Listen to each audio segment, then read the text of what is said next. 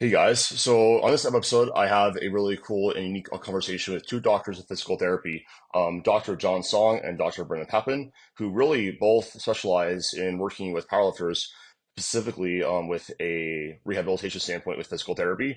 And we have lots of really cool topics like how to respond to pain in training, how to rehab yourself, some really good principles of just pain and rehabilitation, as well as some unique programming perspectives and strategies from two physical therapists who specialize on working with one-on-one with powerlifters. So you guys are really going to enjoy this episode, jam-packed with a ton of really good information. Before we do get into it, I want to just let you guys know that I have a one-on-one coaching service that is really designed to let you add 50 pounds to your total, get a strong and aesthetic physique, and destroy your training plateaus in only 90 days.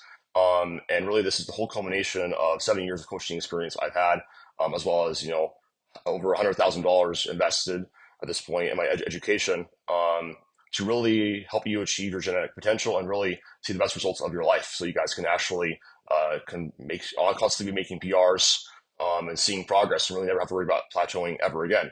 So that's something that you guys are interested in. The links are down below in the show descriptions, or you can reach out to me on Instagram at Adam D. Peeler. Shoot me a message, and I'll love to chat with you.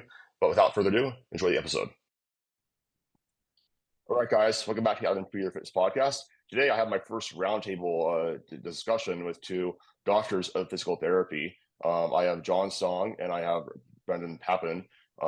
They both have pretty well established physical therapy and coaching practices in the powerlifting space right now. And I think that as far as powerlifting rehab goes, I think they're kind of the two most, I guess, sought after right now coaches. And Brendan and I talk regularly as we've been friends for a while, and I've known John from just having just like lots of really good word of mouth, and so I thought it'd be really good to just get on here and sort of like get a little bit of perspective from two people that know what they're talking about pain injury rehab, how to structure training for a little bit better long-term progress while considering this and just lots of different things. So Brendan went to the University of or Michigan State University as doctor of physical therapy. I have known Yep. nothing So about you, John. Apologies. no problem. Where did you go University to of Buffalo. school? Oklahoma. Right on. Buffalo? University of Oh, Buffalo. Buffalo. I was like, Yep. okay, that's completely different. My Yep. my bad. But anyways, okay, cool. So So, is there anything that you guys would like the listeners to know before we kind of dive right into it? yeah, so I guess I'll kind of start off here, kind of give a bio about myself and where I went to school and stuff. So I started off at Eastern Michigan University for my undergrad. I went there for exercise science.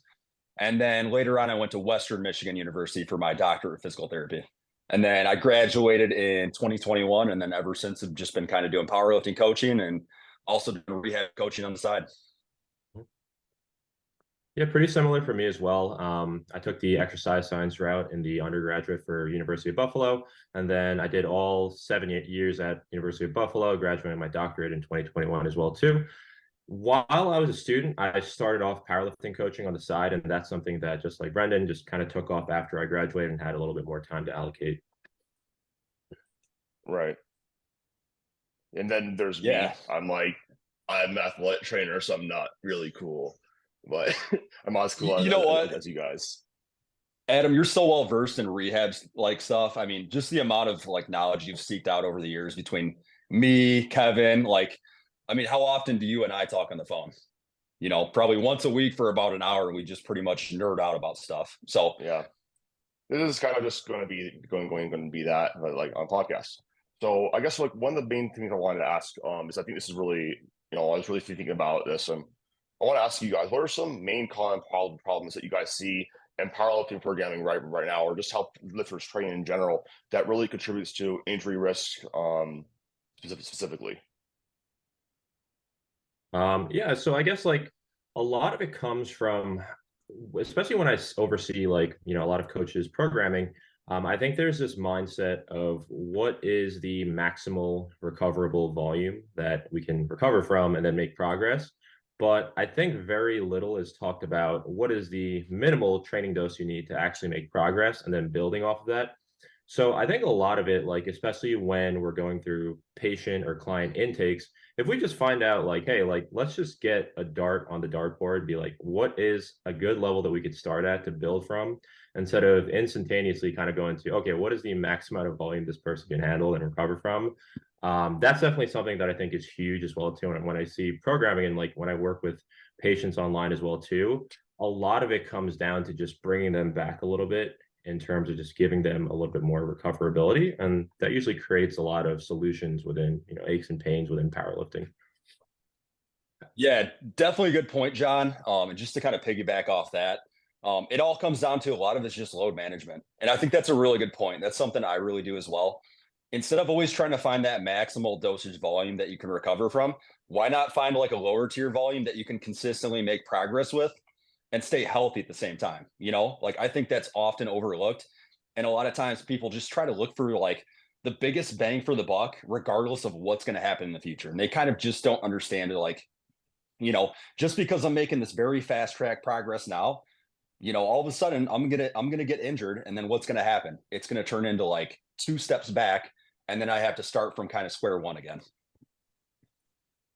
Yeah, that's something that I've seen a lot with is like, I got lots of lifters that come to me. I think that a lot of times have been hold up in powerlifting training, and really just progression is just, can you make consistent progress without getting hurt?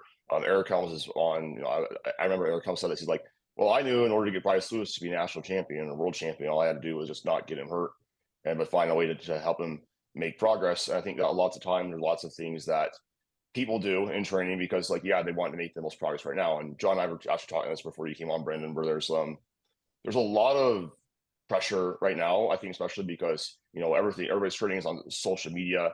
Everybody wants to make that really, really fast progress. That's the nature of the sport. It's very objective. And especially with the talent pool rising, it's people get like, oh, I have to do the absolute most possible just to feel like they're working hard. And but one of the things that I tell a lot of my athletes when they come to me is like, well, do you want to work hard or do you want to make progress? Now both of them are going to happen, but there's a smarter way to sort of structure that. So going off of that, you guys just discussed a little bit about volume. So what's your perspective on training volume? What are some things that you might look at and you ask your athletes or people that come to you for rehab in terms of dissecting the volume problem, generally, being too much, or I guess how would you allocate that volume between different exercise slots, specifically competition specificity versus accessories? Yeah, Brandon, definitely some good things. Yeah, definitely some good points right there, Adam, and kind of things to go off. So basically, when I have a lifter that comes to me, one thing I tend to look at right away is their range of motion. I tend to look at, is this lifter very efficient? Does this lifter have a very long range of motion? If it's usually the later, usually they might not be able to handle quite as many sets, quite as much volume as somebody who has like more efficient leverages in a movement pattern. So I'll kind of look at that first off. And just seeing like, what's the issue going on? How are they responding? What's their training looking like? Kind of a funny story not necessarily funny, but one person who I had come to me for rehab coaching, I looked at their squats and they were having like really bad knee pain. And I looked at their programming and they were doing like 20 plus sets of 80% plus throughout the week. And I'm just like, man, like that is so much intensity, so much volume. And it's like, it's no wonder you couldn't recover from that. And sure enough, like simple fix, just kind of scaling back on volume, seeing what they can handle first. I'm really big on using ascending sets when I have a rehab client, and kind of letting them auto regulate up to a pain cap, right? So I usually have my pain cap set at like 2 to 3 out of 10, and just kind of trying to find that entry point of like what feels good enough that we can still load. And with powerlifters, we already have such a high baseline with these movement patterns. I like getting back to them sooner than later because they have such a high skill level. We can use the competition movements as actual rehab. Yeah, so I'm kind of in the same sense, like during the initial evaluation or my initial encounter with either a client or a patient, I just try to paint a picture, right? So where is this lifter coming from? What is their current lifting environment like? So a couple of things I like to look at is one, technique, like Brendan said, just getting a general analysis of a lifter's movement options. Are they going to be a lifter that has to put, for example, their elbow depth, right? That's something good to look at, because if we're looking at elbow depth, we're looking at horizontal abduction. And subsequently, if we're looking at a lifter with a lot of chest or discomfort or pec strains or even like bicep tendonitis, we want to look at, okay, is this a lifter where, even at the bottom position, they're not really putting their pec through too much stress, or are they a taller lifter with longer arms who has to take their, limbs through a longer range of motion? And from that, if that is, something that we have to address, we'll take a deeper look at that. Another category is going to be, like Brendan said, movement options or range of motion. If there are specific limitations within the joint, we want to make sure that we're able to make restorations across those joints to make sure that whatever movement a lifter is performing inside the gym, they have the prerequisite movement options to perform that task. Again, just another checklist to check off the box. And then lastly, programming considerations as well too. Just what type of volume are they dealing with now in the present? I know a lot of lifters get fixated on what did I do in the past? What did my training numbers and volume look like when I hit a certain PR? But at the same time, I think it's extremely important. And I almost have this theory like you're only as strong as your most recent block. So let's focus on where you're coming from, how to build off that. And then from there, just heading into the direction that you want to get to instead of actually like fixating too much on the numbers. And I think when you're really able to instill those habits in a lifter early on, that's where you can get a lot of buy-in and just, get good results as well too. Definitely. And I think one thing too that I like to do for some lifters, they're doing so many competition sets. It's like, do we really have to drive progress? Do we have to have all our volume from the competition lifts? Like we can add in some accessory movements to kind of pack on extra tissue. And again, maybe we're not going to run into some of these overuse issues by kind of just having that movement variability in there and still having different accessories to kind of get those end results that we really want and kind of achieve that hypertrophy goal. Yeah, so I guess to answer one of the other questions that Adam has as well too, like how do we know how to allocate volume to other movements? So a pretty good example would be someone like Angelo Fortino. Deep in his Raw Nationals prep, he was just a lifter that the competition movement specifically was an aggravating factor, right? But we know that to get him to that podium spot, we need him to get him back, like to get back into the competition movements. So one thing that we did was, okay, like let's work down our exercise tier system. He can perform the squat, but there's a very like narrow window where it's like, okay, he can perform this amount of sets, this amount of reps, and then he starts getting symptoms. So in that thought process, we're like, okay, what's the next best thing? What's the next best thing to hold on to some of his training adaptations? And that's where, just like simply put, like rehab is a lot like personal training, strength conditioning, where you just want to preserve, right? And you want to work through your exercise tier list to find the next best thing. So if we can't do a squat, can we do a pendulum squat? Can we do a hack squat, a leg press? At the very least, can we do something like a quad extension, hamstring curl, single leg press, right? Just anything which we're able to add some additional volume, meaningful volume, and hold those training adaptations so that when we get back to where we need to go, we're ready and we don't have this huge deficit of movement, right? So that's also, okay, if we can't tolerate the compound movements, what are our other options? Right. I think something that a lot of people don't consider too is that the number one driver of strength is intensity anyways. As long as we're getting enough intensity stimulus throughout the week, we just need enough back down work in order to, actually preserve skill and, a little bit more familiarity with the movement. Beyond that, I mean, you can train very, very, very generally. There's lots of different ways to get strong. I think being open to different programming options from, like if if you're somebody who is doing the typical powerlifter approach, where it's higher specificity, I know more that average intensity zone. As coaches, I think we all do start off around those averages because again, most people are averages. But coaching is really about individualizing, and the rehab process is too, understanding, well, how does this person stay healthier? A really good case study for this is one of my clients, Philip. He came to me with very high volume, very high frequency. Like we're talking 3 times a week of squatting, 4 times a week of benching, 2 times a week of deadlifts is very high volume, very high specificity. And really, I took control of his programming and really scaled back his intensity and his volume and his rate of exposure to the competition movement. And we kind of found through trial and error, especially on this last block going into his peak, Philip adapts really well, like lower intensities and also lower volumes on the competition movements. And then he just needs to do some accessory movement, and he can be pushed those a lot harder. And that's how he gets strong. On the opposite end of the spectrum, you have people like John Hack, who they just do a lot of intensity, not much else. But you kind of need to also find what that lifter can handle and recover from. A lot of like person I go off of, I don't know about you, I go a lot of like feelings of soreness and just overall like fatigue like going into the session? Like how stiff do you feel going in? Like are you actually feeling like you're recovered? Because I do think that it's okay to have some level of fatigue going into your sessions, but it has to be like a productive amount of fatigue, not something that's going to, I told Brandon this all the time, like my bench press has been really hard. And, I'm one of those people that has a lot of abduction, throughout the range of motion. I have these really long arms. I'm like, I'm always sore and whatever. And it's like, well, I need to do like lower intensities and lower volume and lower skill exposure than I thought. So in terms of like Sometimes lowering down, less is more. Yeah. yeah. So in terms of like lowering down volume, what do you guys sort of do when you come to lifter? Brennan, you got a really great example of that lifter with the 20s. That's just really high volume.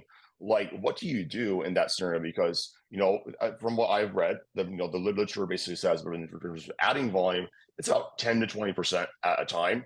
Whereas lowering down on volume, say somebody's way above, their maximum adaptive volume, let's call it that. What do you do in that scenario? Yeah, so I'll kind of start off with things, and obviously they're doing so many sets beforehand. A lot of times I'm going to kind of volume dump a little bit. I don't really want to give them a ton of sets. I want them to kind of feel good through that like movement pattern in general. Find what loading works for them and then kind of build up from there. One of my favorite quotes from Greg Lehman: calm shit down, build shit back up, right? So we're going to really start the process by calming things down. I don't want this lifter to be in chronic pain and having those high like pain thresholds, right? And I think one of the biggest things in rehab now, and probably one of the more modern science, kind of tactics that we use, it's all involved in the like biopsychosocial method. Whereas like in the past, a lot of people would look at the biomechanics, which biomechanics still are very important. But again, I really want to kind of desensitize this lifter to certain movement patterns, finding that entry point. What can they actually handle this time? And one thing I like to do, I'll add in like rehab stuff at home, super light body weight movements, just getting them to move more frequently throughout the day. And it will kind of turn down those pain signals and kind of like tell that brain, hey, it's safe to move through this range of motion. You can kind of turn down pain signals versus if we're constantly pushing that high pain threshold, what's going to happen? It's going to turn into a snowball effect and you're just going to send more pain signals, shut down. I want to protect that area from a potential threat.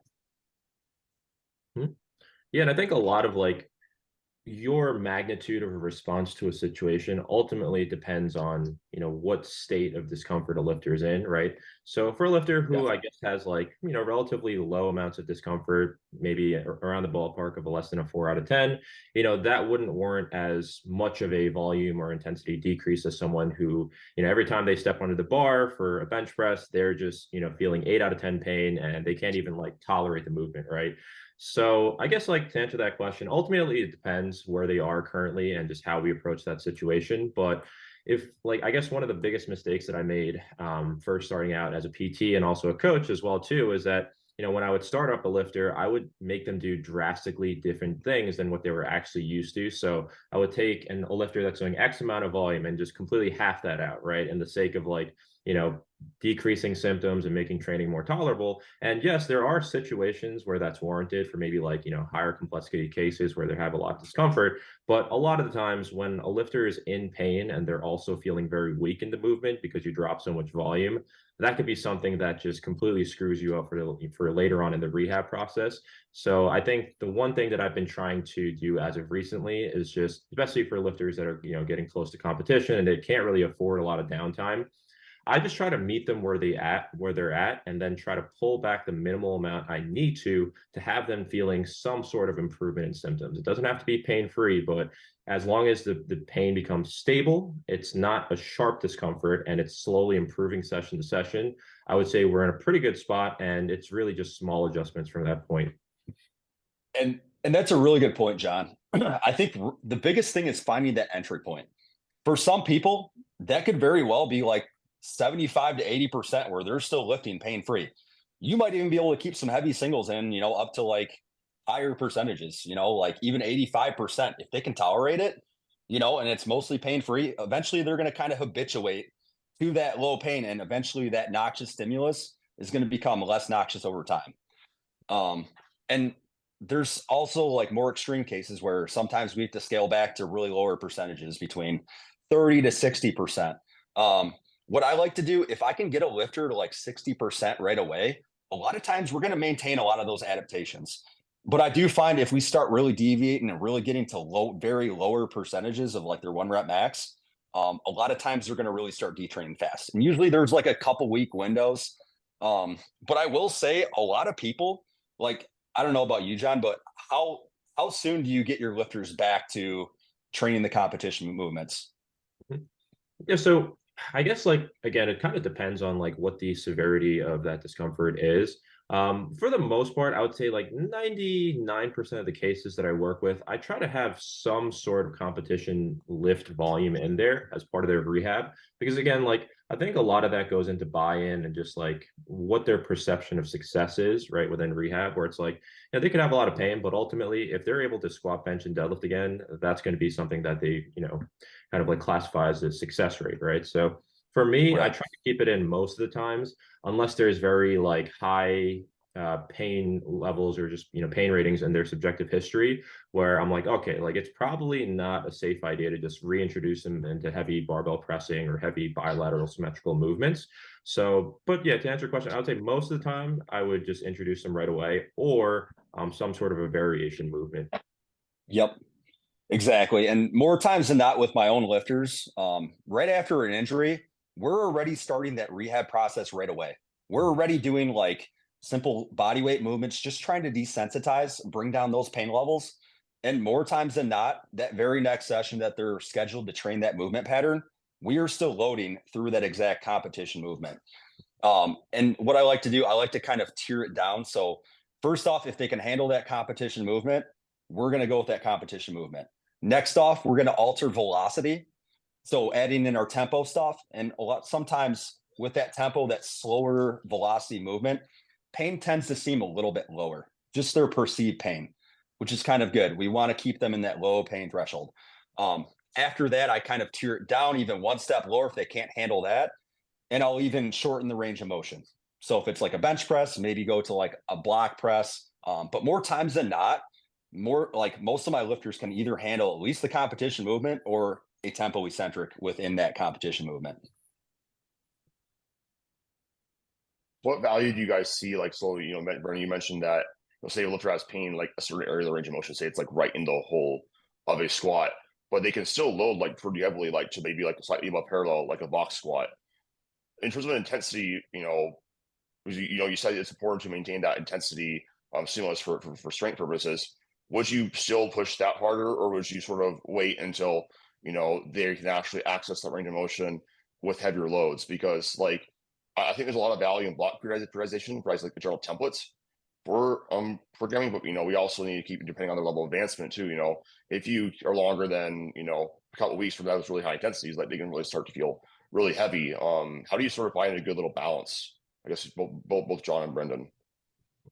Yeah, so that would just kind of fall back to like what I see during the initial evaluation. So, okay, so for example, if you have pain in the lower back as you're going into the hole on the squat, I try to decipher, is this a movement issue or technique issue? Where is this lifter just pitching forward on the bottom of the squat, unable to manage their center of mass and losing that kind of like heel to midfoot displacement that you see in a lot of powerlifters? If that's the case, that's something to work on. And then we would reassess and say, hey, like after doing this adjustment, does it feel a little bit better? If that works out, great. If it's more of a movement issue where they're like, okay, during our body weight squat assessment, I know it's not a true one-to-one comparison, like comparing a body weight squat to a low bar squat, but are they able to access to positions required, right? If they're not, and you feel like they have a lot of shifting, they're showing lots of range of motion deficits, for example, like hip external rotation, something that's really important to get to the bottom position of a squat. If those are present, then we would just work on those. Again, reassess, see if that improves their pain symptoms. If it does, great. And then lastly, if we address all those things and we're like, okay, this is still not really the result we're looking for, we would take a look at other things like training considerations. Are they doing a lot of very compressive, low back demanding exercises going into these sessions? And is this just a case of acute fatigue or just soreness going into the session? Or could we possibly restructure training days, modify volume to perhaps go into this session feeling a little bit more fresh? So those are probably the steps that I would look at first. Yeah, I like that. And yeah, to kind of answer your question, Adam, about like a box squat, chances are if they can't handle a competition squat, they can't handle a tempo eccentric squat. With it being a box squat, I'm probably going to keep it kind of lower percentage based. Nothing too crazy. I don't want them to exceed like an RP, probably 5 or 6 even. Especially with it being a novel movement. I don't want to throw them into a novel movement and just have them go super heavy right away. I want to kind of build adaptations within that range of motion before we really like, and I know there's something to be said about like just maintaining the ability to like handle heavy load. But chances are like if I can still even load between that 60 to like 75, even 80%, I'm gonna like still achieve maintaining some of those adaptations previously. Right, especially because I think that, as long as your pyramid is properly structured, I mean, that transition phase into higher intensity is like, it's not that bad as long as you're maintaining your general strength too. That's probably what matters the most, because like what you guys both said, rehab is really just progressive strength training, which is why it baffles me a lot. Physical therapists, and even what I've heard from Brennan is like most even PT schools don't even like really teach about like basic programming principles and like how to actually like add weight and whatnot. So I guess like asking you guys too that like in terms of somebody is in terms of managing intensity, you obviously talked about, okay, there's simply going to be a certain range of percentages that they can handle. How would you recommend somebody progress their actual load on the bar? I've heard two schools of thought. I've heard of keeping a very fixed load and just keeping that very slow and progressed, or allowing the lifter to auto-regulate based off their pain symptoms when they can actually, how much they can actually add to the bar. Brandon, you want to start that? Yeah, I'll go ahead and start here. So a lot of times when I have a rehab client that comes in, obviously I've already talked about like finding that starting point. With a lot of lifters too, I want to kind of control their rate of progression, right? Because sometimes you'll have a lifter that feels phenomenal right away, and they're just diving right back into really, high intensities. And what's going to sometimes happen? You regress. So, with a lot of people, especially if they've been in pain for a long time, I really want to kind of control that rate of progression. Slow progression, I'll kind of, manage that, give them a cap. And then, over the course of a couple of weeks, they're going to start really getting confident.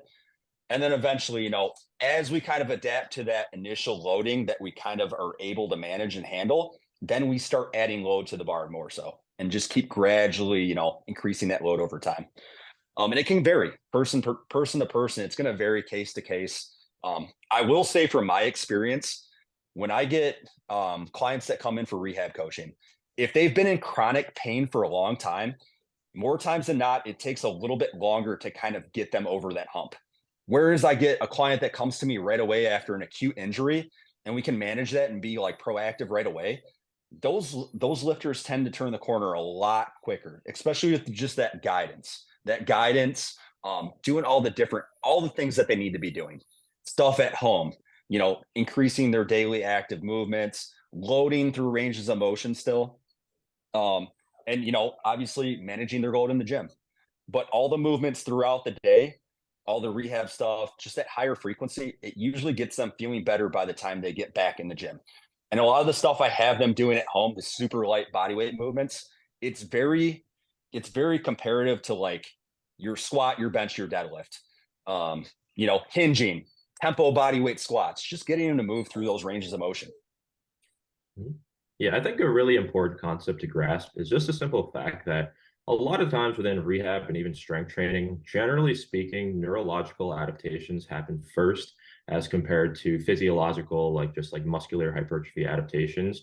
So I think a lot of the times, just within, like, I'm sure you guys have examples of lifters on your roster where they might be working through some discomfort, and then it could be something minor, right? And they're like, okay, just to be safe, I'm going to take a couple days off of training and then just give it a rest, right? And then they get back into training, and then all of a sudden, because they have that acute, almost like built-in deload almost, right? They're like, okay, I feel great within training, right? And then they're getting back into movements like, hey, John, this is great. Like, I have no pain. And then they do a movement. They're like, I feel very strong. And then what happens a couple days later? They're in crippling discomfort because they haven't done that movement in such a long time. They have a lot of soreness. And in extreme cases, it could usually result in some sort of re-injury or just increase in symptoms down the line as well, too.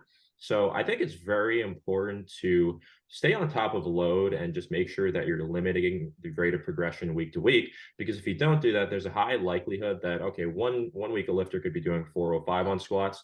Next week, they could be putting up a 5-plate squat, and that acute increase in load could be something that really sets them back.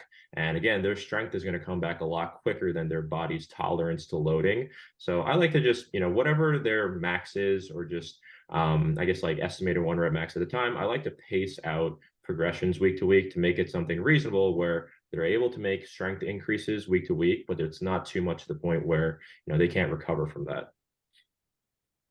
I really like what And you said about how just reminding that like the neurological happens before like the actual physical changes. I think that's really important. And I think another good thing that you kind of just brought to my mind, John, how much of this stuff is really like it comes down to the lifters like psychology, how they mentally perceive this injury. You know, a lot of times like what we do, it's a lot of education based stuff. Just really reassuring that lifter of like, here's our plan. And you know what? Guess what? It's not all going to be a linear progression straight up. You're going to have ups and downs. You're going to have good days. You're going to have bad days. And just understanding how to manage those good and bad days, that's going to be everything. Yeah, I think that's incredibly important. Sorry, Adam, were you gonna say something? No, carry on, man. Carry on. But yeah, like just branching off of what you said, I think that's incredibly important, especially within a rehab block or a rehab style training period, right? Where at the end of the day, I don't necessarily define a successful rehab block as, a 4-week cycle, 4 to 8 week cycle where they have completely no symptoms, they get through with no difficulties, right? Because at the end of the day, if we don't build this mental robustness or just ability to manage ups and downs within training, ultimately when that does happen, so for example, you go through like an 8-week rehab block, and then you have no symptoms and you're like, okay, everything went beautifully. And then the second you take the training wheels off and you're getting back into normal training volume again, what happens, right? You have pain, and then all of a sudden you're like, holy shit, what am I doing wrong that I wasn't doing before, right? So to a certain degree, I know it kind of sounds a little evil in a sense, I almost prefer a lifter have a little bit of adversity during their rehab block, where it's like, okay, I go into some of these training sessions, I have maybe like a 2 to 4 out of 10 discomfort. Some days I might even be in that red light range, but just having the ability to have the confidence and the mental the strength to go through some of those situations can be something that, again, I think it's important that a physical therapist ingrain those qualities within a patient to almost ensure that future success for future injuries, wherever on the body. It doesn't have to be the original place, but, just being able to tolerate, ups and downs. Yeah, definitely. And just really empowering that patient or client that, we are resilient human beings, like we're not made of glass. Whereas like I feel like a lot of the, there's a lot of the health profession like field, they're really kind of big on like they kind of instill this fear avoidance into their patients. And a lot of people just think they're easily broken. Like whereas like look at all the stuff we do in powerlifting. Look at all the maximal like heavy loading. Look how far the sports come and just how much people can really handle. Like the human body's amazing. Just how it's adaptable. You can handle these heavy weights. Like more times than not, you're really not going to do severe structural damage from powerlifting. Like, and I think just really reassuring that patient that, hey, we're going to get back. It's not going to be a straight shot right up. There's going to be ups and downs, but together we're going to get there. Yeah, I really like that because I mean, one of the analogies I tell my lifters is like, how you have those primary days that they feel ideally pretty good for that lift, and you have your secondary day or tertiary days that are that kind of feel a little bit more beat up. Like a lot of times, coaching in that area, even as just educating your lifters, like that area is going to feel amazing. Like you gotta just learn how to ride the ups and downs and learn how to auto regulate and understand that it's just you're not going to feel the same way every day regardless of what you are doing, and rehab is really no different. And I think that you said a really great thing about the whole mental robustness. I feel like it just in general, like a lot of times, like I strained my lats really bad. Like I remember I was at the hottest streak of deadlifts I had in my life. I kept feeling like this nagging pain. It'll go away. It'll go away. I just kept pushing things. And then all of a sudden, just like 573 for 6, and it snapped on the last rep, and I was like, crap. But like you kind of will like learn how to like deal with that.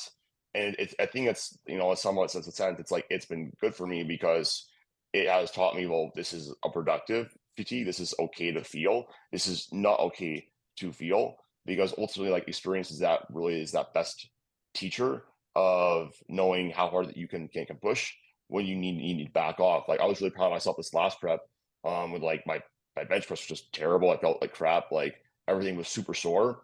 And old Adam would have been like, I'm just going to push through this because the taper will come. But Oh, I've been the there old Adam. before. I miss those I've, days. I've been there before, and I was like, not up in here. I got to pull back on the volume a little bit.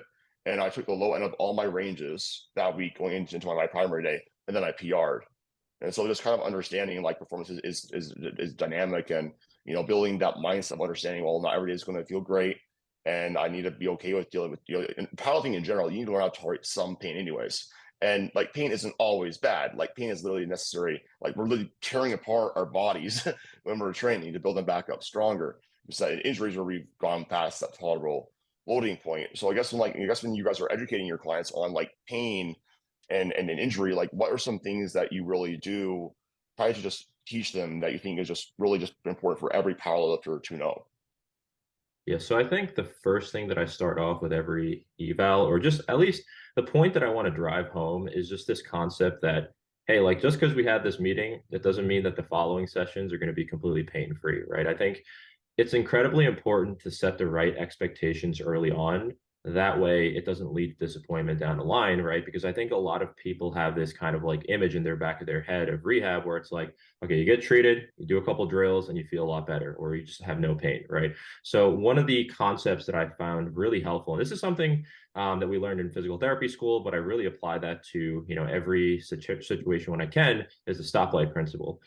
Simply put, it's just pretty much just a classification of what type of discomfort are you dealing with at the moment, and how to evaluate, is it okay to push through this, is it not okay, or is it something that I shouldn't worry about? And within that stoplight system, just to go through it briefly, you have the red light, which just means pain is increasing every single set with load, and it's relatively a higher amount of discomfort. That's a situation where if you feel that, just don't panic. All you have to do is just either decrease the load or just change the exercise selection for the day, right? Green light just simply means you have no pain. You can just follow the program.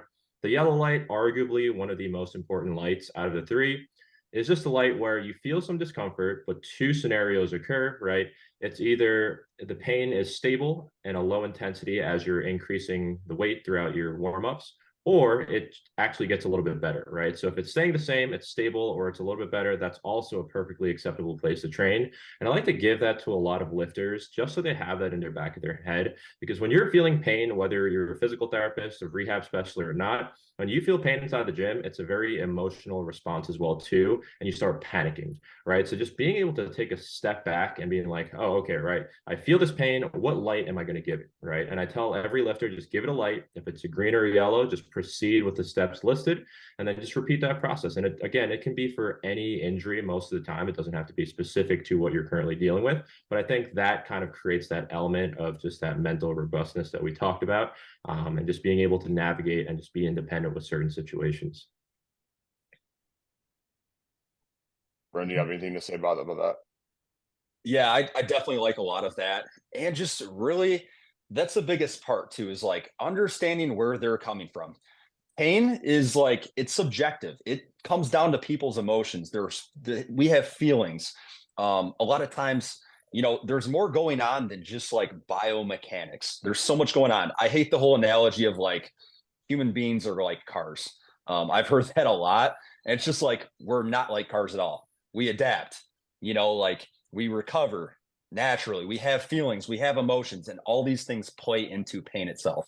So, and one thing I like to do for a lot of my clients is really looking into their like outside life.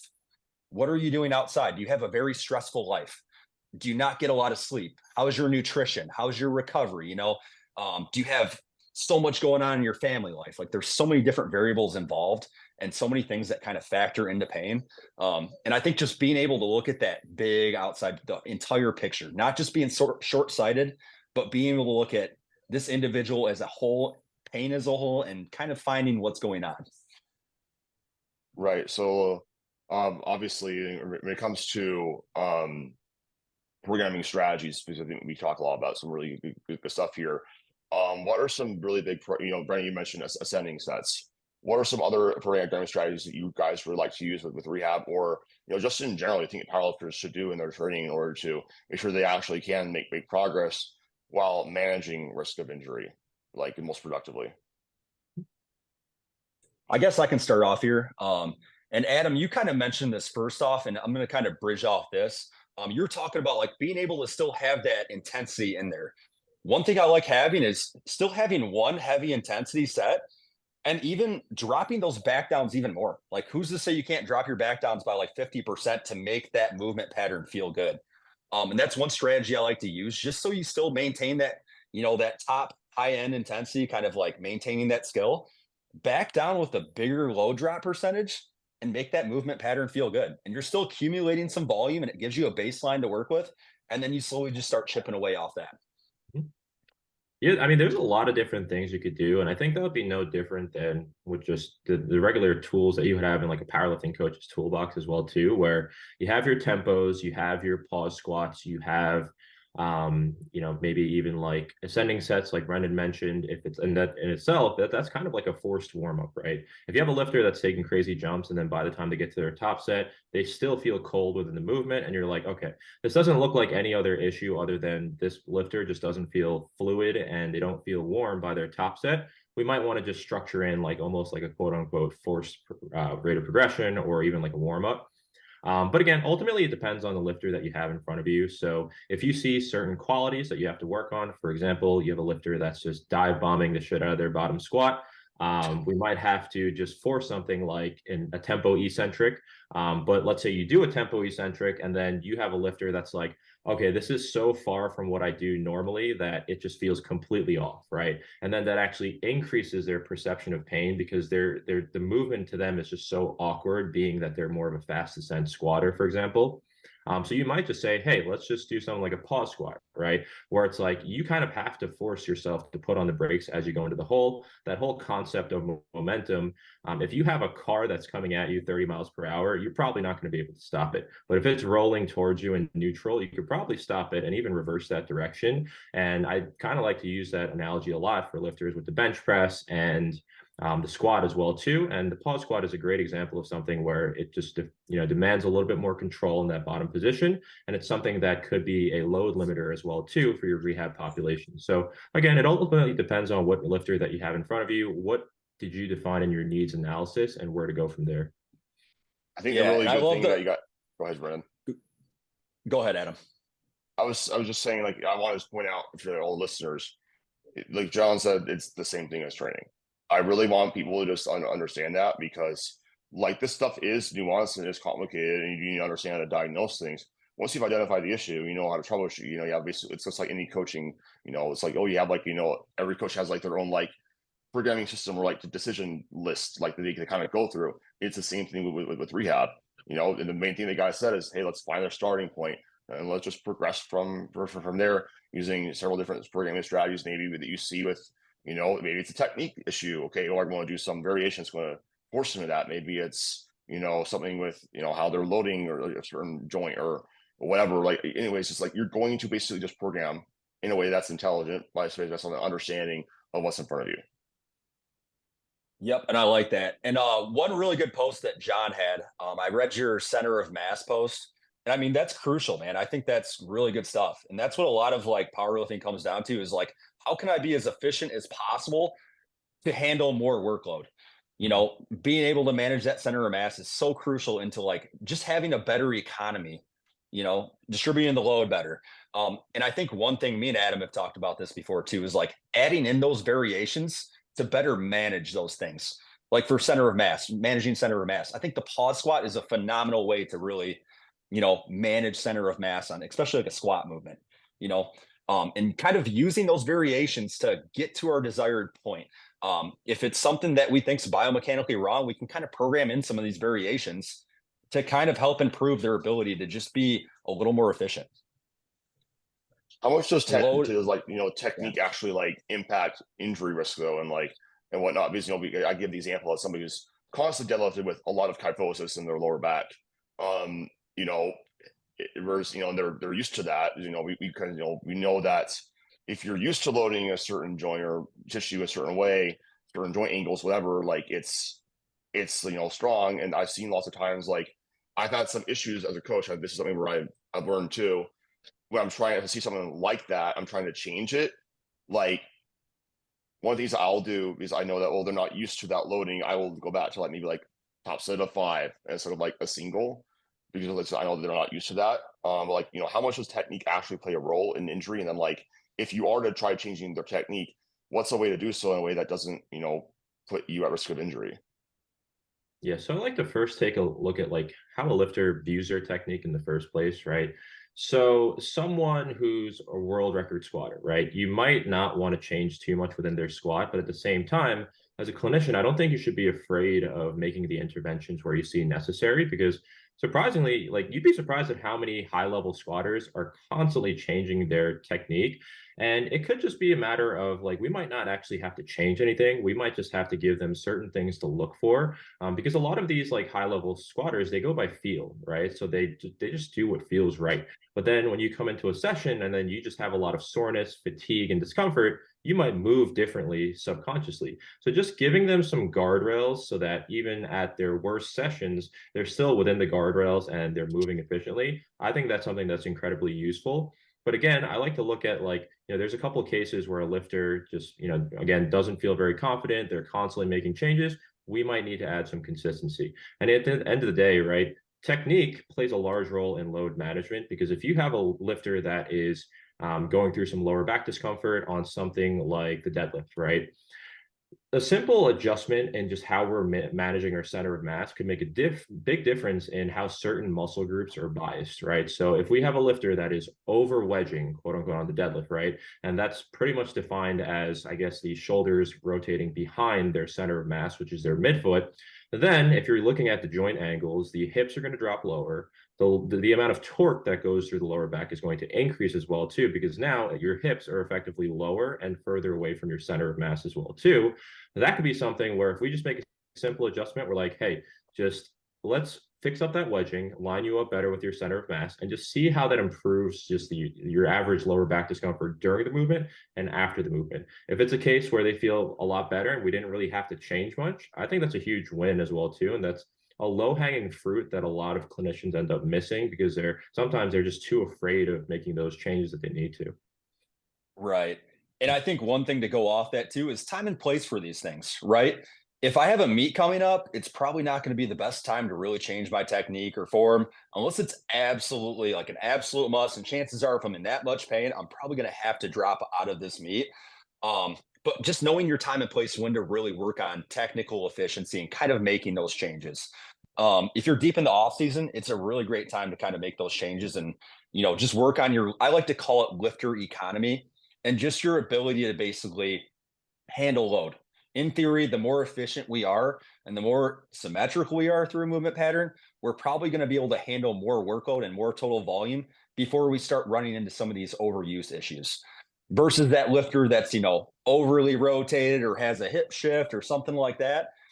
More times than not, you're still going to adapt to that repeatable movement pattern if you do it over and over again. But you might not, in theory, be able to handle quite as much workload and quite as much total work as somebody who's a little more perfectly symmetrical, because they're just distributing the load a little more evenly throughout the tissues versus somebody who has these kind of movement, imbalances. I don't really like that term, first off, but a lot of times, sometimes, if they're doing is like too much work, you're going to start running into probably some of these overuse issues. So also just finding that sweet spot dosage. And like me and John talked about earlier about like, what's actually the minimal effective dosage that we can still make progress and stay healthy. That's going to be so important, finding that and still being able to progress and adapting these repeatable movement patterns. Yeah, and I think that's incredibly important as well too, because confidence is a big thing, right? If we're looking at like injury aside as a coach, right? One thing that you should be looking at is if a lifter is getting close to the meet and they feel confident in movement, there's a little bit of deviation from what you'd probably prefer, but that's completely fine, right? Because at the end of the day, if you're trying to put your maximal amount of effort or force into the bar and you're hesitation is inhibition, right? And you're just going to feel it's kind of like the analogy of like you putting your hand into like a paper bag, right? And you don't know what's in that paper bag. And all of a sudden you feel something like fuzzy, or like it be like a spider or whatever it is, right? And you're like, oh, okay, what the hell is that? And that's the same thing, like, technique and confidence within that as well too, where it's like, if you're hesitating, you're not going to be confident in your decision making, and odds are you just, if that's going to lead to decreased performance. So I think a lot of times it's just instilling that confidence when a lifter, where it's like, okay, maybe some things are a little bit off here and there, but that's not the end of the world, and you just got to see where you are in that injury rehab timeline or continuum, and just know when it's appropriate to intervene. I think also having a very wide, I guess like a wide bank of like what is like acceptable like technique for lifters understanding, especially based on like how they look and how they move. Like for me, I have these really long legs and long arms, so like I actually gonna have a weird looking deadlift, like regardless if it's sumo or if it's conventional with really high hips. So I'm gonna bias a little more in the flexion of my upper back, and that's totally fine. I think a big role as a coach too is also to, like you said, find that technique that's strongest for them. Is likely the position that's strongest for them is the position their joints are going to be strongest in, their tissues are going to be strongest in, and they're probably going to be able to make the best long-term progress with that anyways. Especially like, if they're, as they get, really finding that too.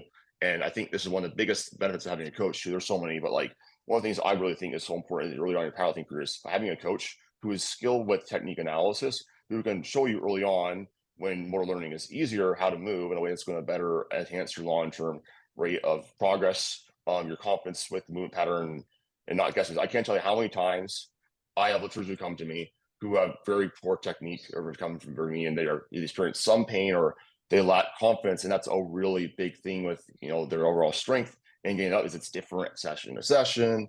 They don't feel good in the movement pattern. They're going to feel like soreness in different areas or whatever, and so it just really helps, and just invest in that area.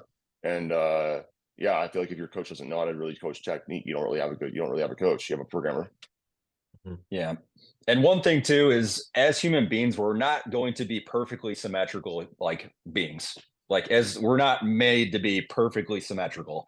If you took like hip measurements of like leg lengths of every single power lifter out there, you'd probably find differences in like a large majority of them. So like we're going to have some slight deviations, but in the end, like long scheme of things, it's really not going to matter too much.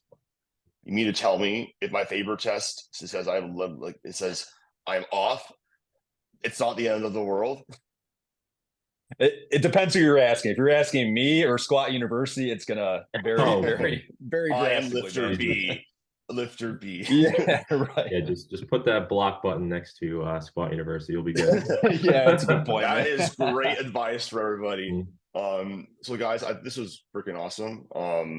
I really enjoyed the conversation. Is there anything else you guys wanted to really just quickly address before we wrap things up?